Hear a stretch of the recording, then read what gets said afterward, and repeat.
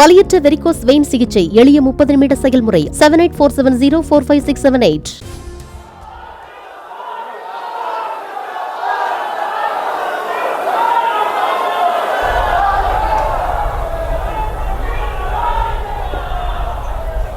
India கூட்டணியில் இருந்து வெளியேறி மீண்டும் பாஜக கூட்டணியில் இணைந்த நிதிஷ்குமார் சற்று நேரத்தில் பீகார் முதலமைச்சராக பதவியேற்க உள்ளார். அந்த காட்சிகளை தற்போது பார்த்து வருகிறோம்.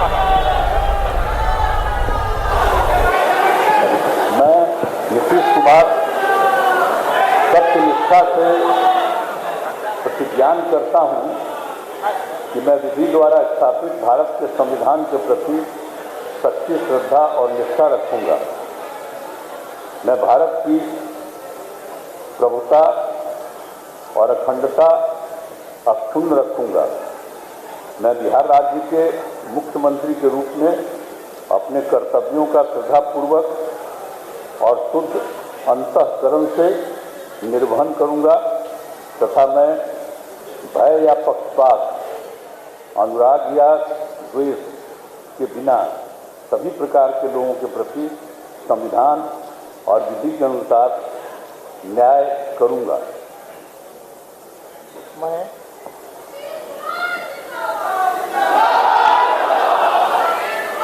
मैं नीतीश कुमार सत्यनिष्ठा से प्रतिज्ञान करता हूं कि जो विषय बिहार राज्य के मुख्यमंत्री के रूप में मेरे विचार के लिए लाया जाएगा अथवा मुझे ज्ञात होगा और किसी व्यक्ति या व्यक्तियों को இந்தியா கூட்டணியில் இருந்து வெளியேறி மீண்டும் பாஜக கூட்டணியில் இணைந்த நிதிஷ்குமார் பதவியேற்று வருகிறார் முதலமைச்சராக. அந்த காட்சிகளை நம்மால் பார்க்க முடிகிறது. கூடுதல் விவரங்களுடன் இணைகிறார் செய்தியாளர் மதியழகன். வணக்கம் மதியழகன். அவர் முதலமைச்சராக மீண்டும் பதவியேற்று வருகிறார். அமைச்சரவையில் என்னென்ன மாற்றம் செய்யப்பட்டிருக்கிறது? விவரங்களை வழங்கலாம்.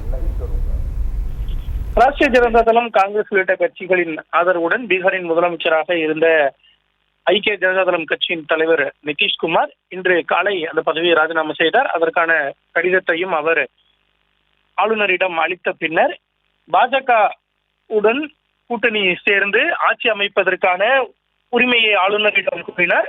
இதற்கான அனுமதியும் ஆளுநர் அளித்த நிலையில் தற்பொழுது பீகாரினுடைய முதலமைச்சராக 9வது முறையாக நிதிஷ்குமார் தற்பொழுது பொறுப்பேற்று இருக்கிறார். மீண்டும் பாரதிய ஜனதா ஆதரவுடன் பீகாரின் முதலமைச்சராக நிதிஷ்குமார் பதவியேற்று இருக்கிறார். அவருடன் சேர்த்து மேலும் 8 பேர் அமைச்சர்களாக பதவியேற்க இருக்கிறார்கள். அதில் பாஜகவை சேர்ந்தவர்களும் அடக்கம்.